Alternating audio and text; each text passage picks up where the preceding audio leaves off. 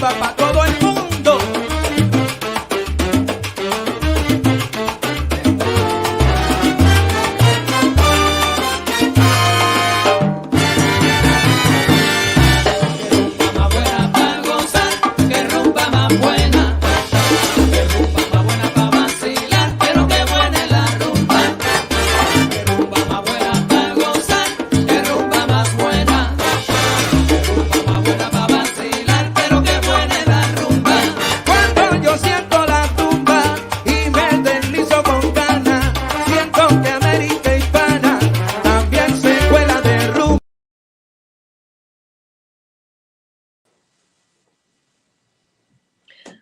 Hello, hola mi gente. This is Jackie Núñez with Latin Wave.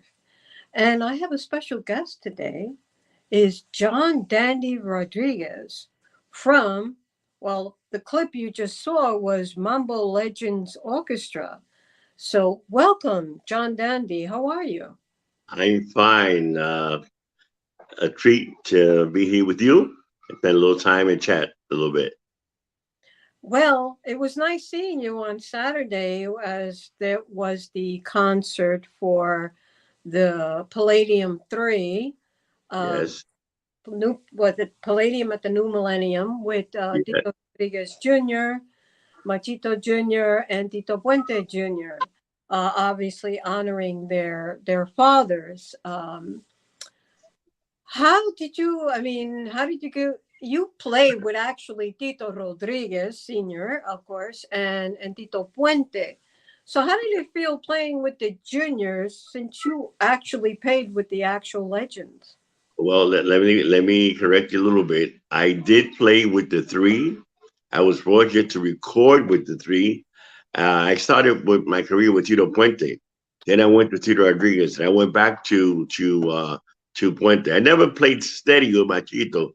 I did record 2 albums with Machito, and I subbed in the band a few times, but I never worked steady with him. So for me, it was special because here, many years later, I am now playing with the sons of the 3 people we're talking about, which is Machito, Rodriguez, and Puente. So it was an honor for me. It was beautiful. I saw those guys, those young men as children when I started, and now to be working with them was an honor. And it was beautiful. It was a nice experience. Well, it shows. I mean, now you grew up obviously in the music because of your Hmm. father, correct? Johnny. Yeah, my mother, and my father, my dad also played with them also back in the heyday in the 40s and 50s. I started with Tito Puente playing at the Palladium, 1962. I was 17 years old. Wow. Yeah. Now I'm going to take you back to Deepika 73 because Okay. remember, I used to work with my father. We used to throw dances in the neighborhood, and we Cool. hired Deepika 73 back in, I believe, 76 or so. And Okay. I remember the group so well. So tell us about Deepika 73. Well, Typical Daisy was formed by 5 members who were part of the Ray Barretto Orchestra. We were all working with Ray Barretto in 1970, 71, 72. Then 72, I get an opportunity to do something on my own. And from that came Typical 73. And five of us left the Barretto band, which was Alberto Santiago, Oreste Vilato, Dave Perez, the bass player, Rennie Lopez, and myself. And we made Tipica. And it was very successful up till about 1980. Then it started fading out. Right, right. Now, how did MLO, Mambo Legends Orchestra, form? Because I know obviously we're part of the Tito Puente band. Right. Yeah, this happens after Tito died. What happened was Tito died, what, 2000? Yeah. The wife, Margie Puente, my comadre, she decided she would keep the band without Tito. We tried it for a year, but it took her a while to get over the death of Tito. Then she says, Johnny, I don't want to deal with this anymore. I don't want to deal with this. So we went ahead and did our own thing. We found some people with some money and some backers, and we did our own thing. We actually called it first the Latin Giants of Jazz. The guy backed us up, and then we decided in the band, Jose Madera, my partners, and Mitch Froman, to do our own thing. We funded it ourselves with the help of personal friends of mine, and we recorded a couple of albums under MLO. Now you go back as far as the Fania All Stars. Yeah, I did. In the 70s when Fania was in his heyday, I was playing conga a lot. And I was like Johnny Pacheco's favorite conga player for a while, and I was doing all the recordings. And then I wound up playing conga with the Fania All Stars for about 2 or 3 years. Ray Barretto was the original conga player. Then Mongo took the spot after Ray decided he didn't want to do it. Then I replaced Mongo. And I did that for about, I think, 77, 78, 79. Then I had a little thing going with Jerry Masucci, the owner, and then they hired Eddie Montalvo, my friend Eddie Montalvo. Oh, okay. Wow.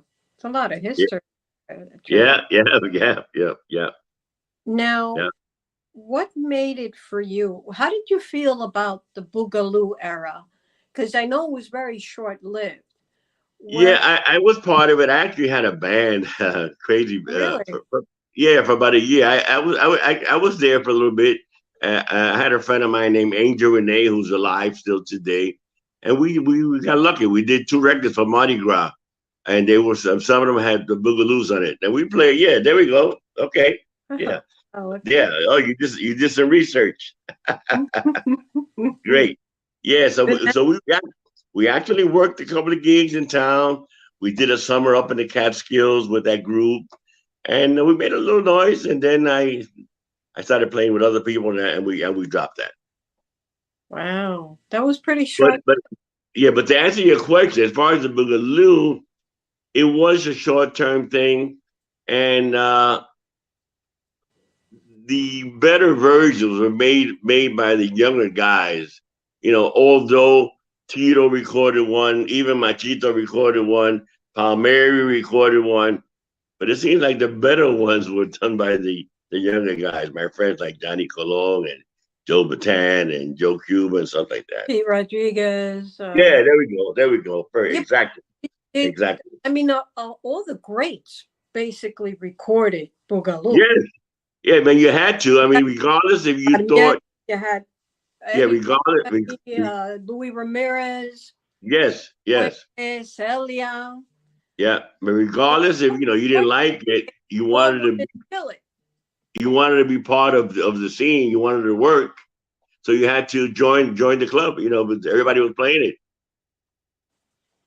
But it was something that like a fad, and it just Yeah, yes, and yes.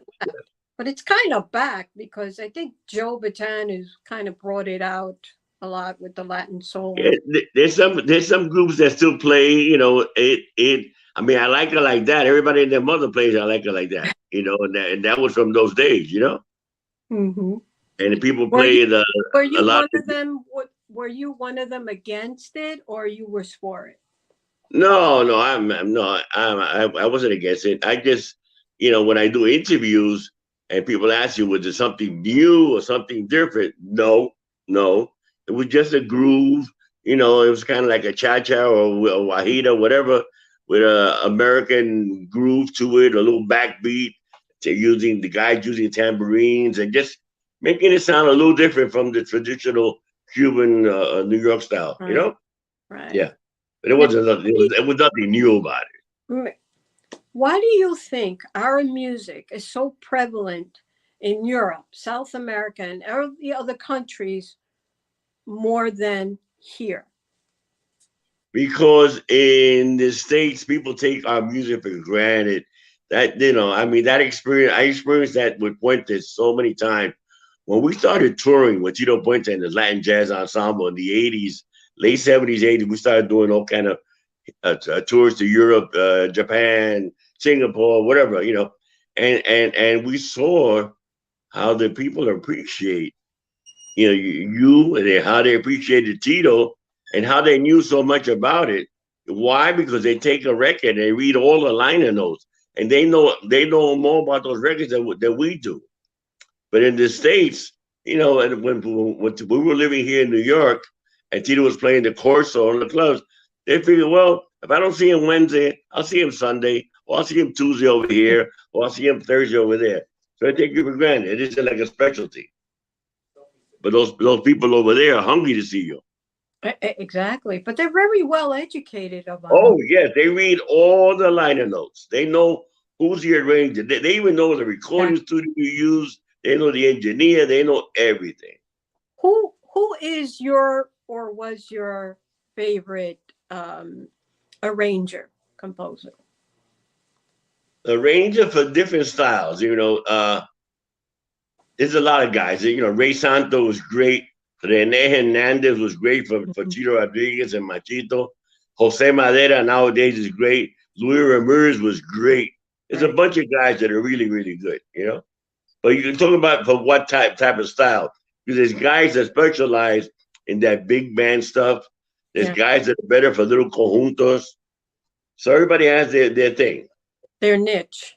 There we go. There we go. Yes. Is there any other genre that you would have liked to do that you haven't done? Not really, because I play charanga a lot. I love charanga music. We do a lot of charanga in Deepika, and I was fortunate to play with Pacheco on a lot of those things, those records he did for Fania. And I played conjunto. I used to play all the conga tracks with Pacheco with his tumbao. So I did that, and I definitely did big band because I did the Puente and Rodriguez. I think I've covered most of the stuff I like. I do like.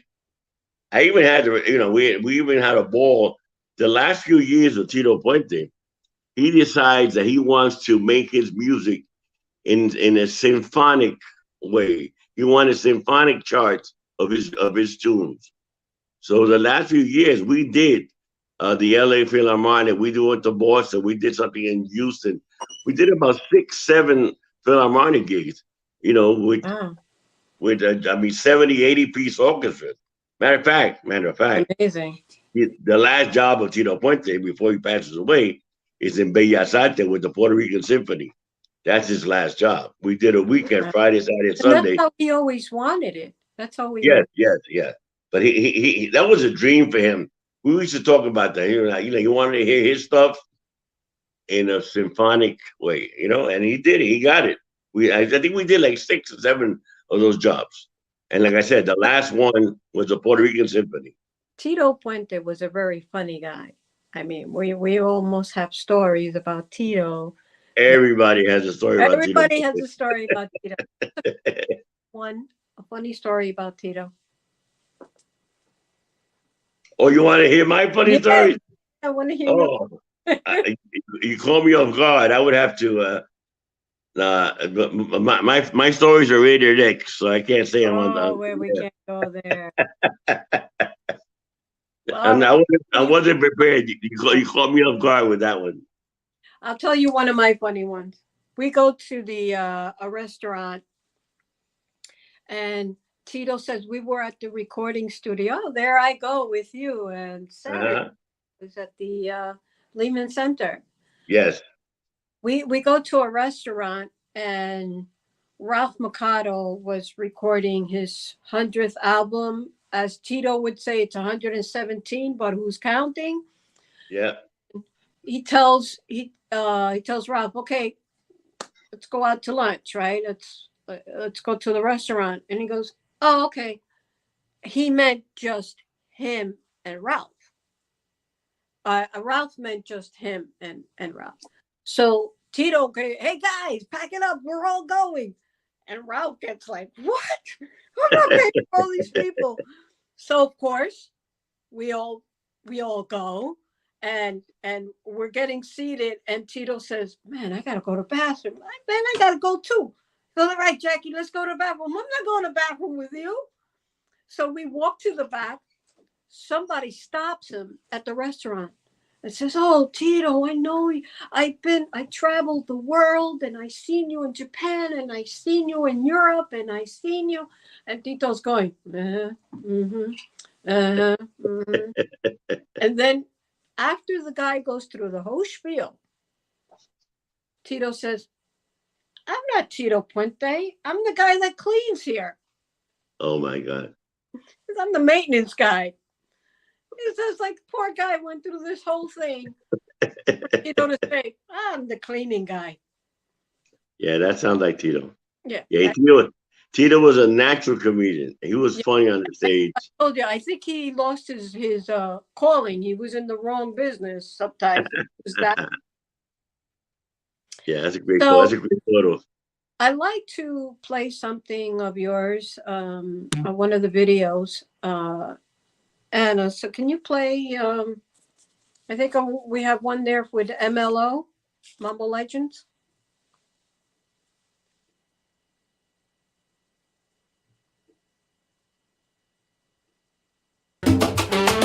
Rumba pa' todo el mundo.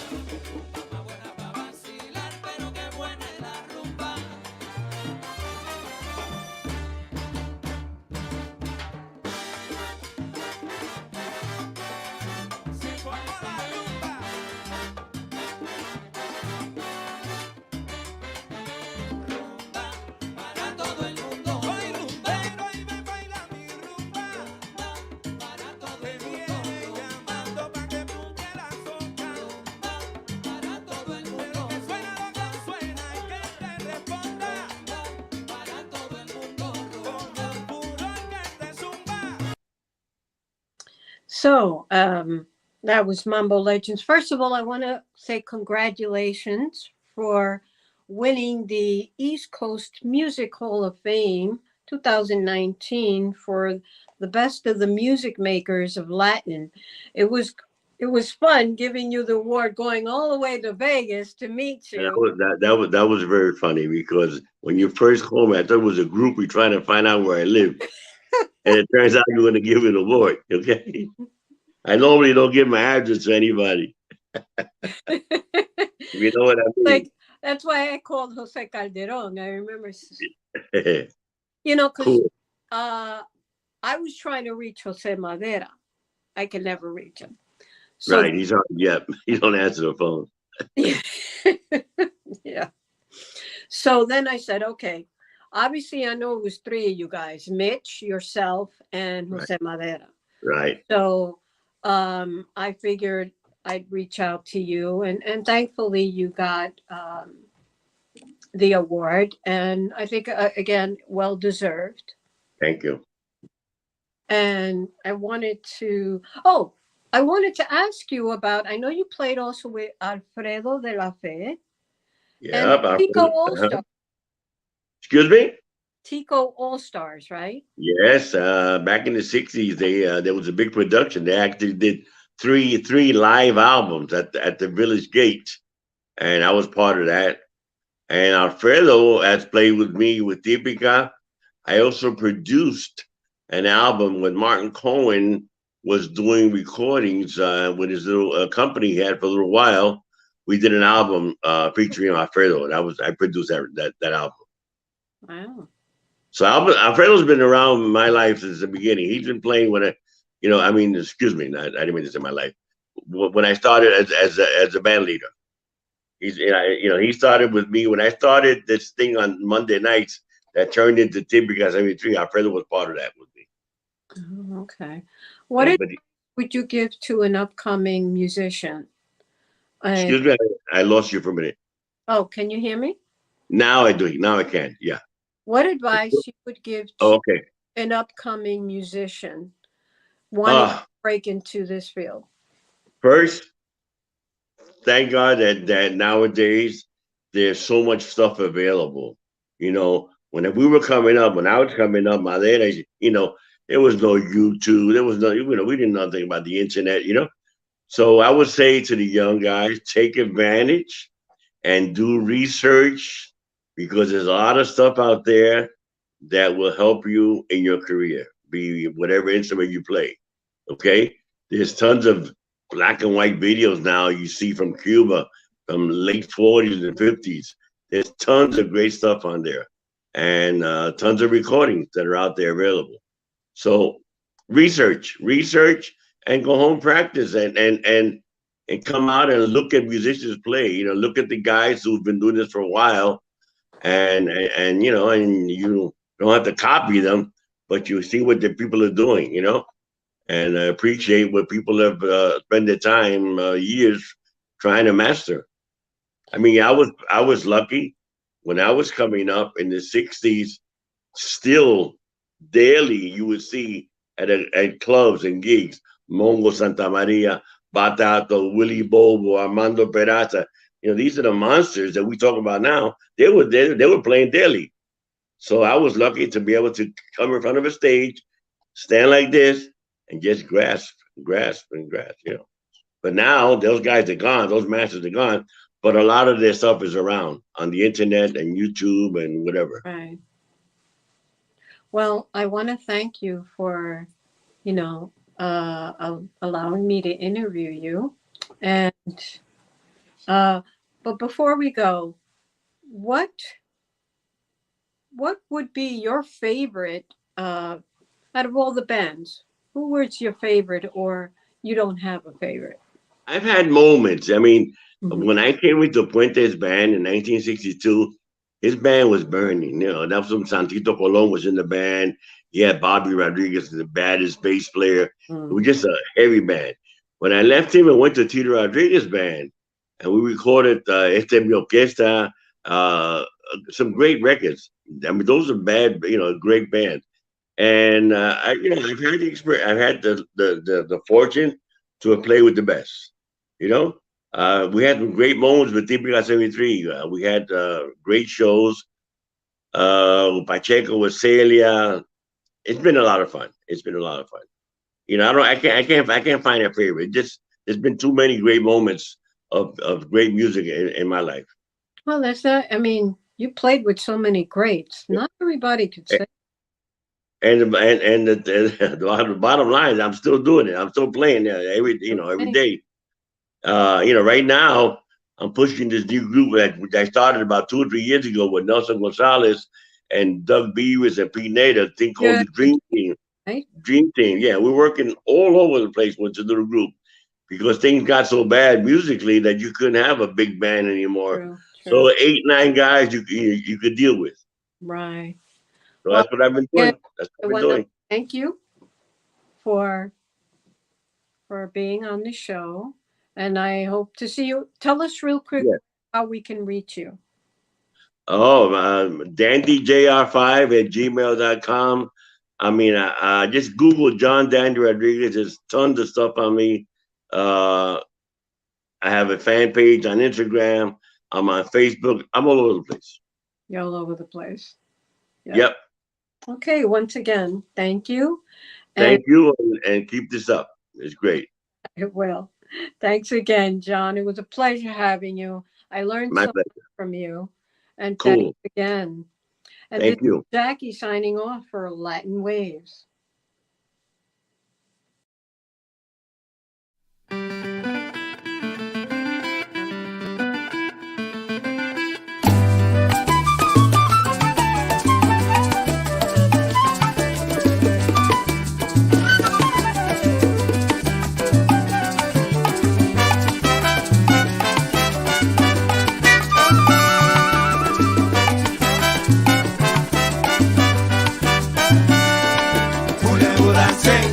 Somos uno, voulez-vous danser avec moi? Voulez-vous danser? Somos uno, voulez-vous danser avec moi?